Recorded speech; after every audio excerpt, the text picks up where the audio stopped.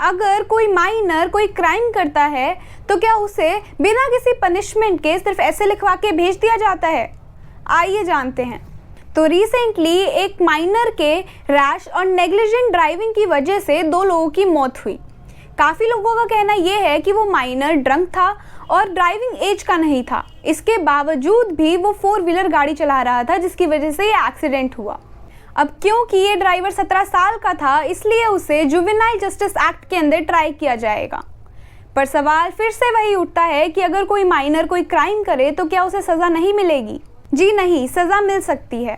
अगर कोई अपराधी 16 से 18 साल की उम्र का है और किसी सीरियस क्राइम में इन्वॉल्व है, जैसे निर्भया रेप केस में एक अपराधी 17 साल का था, या कोई मर्डर हुआ हो, कोई एसिड अटैक या फिर ह्यूमन ट्रैफिक जैसे सीरियस क्राइम्स में इन्वॉल्व है, तो उसे एज एन एडल्ट ट्राई किया जा सकता है।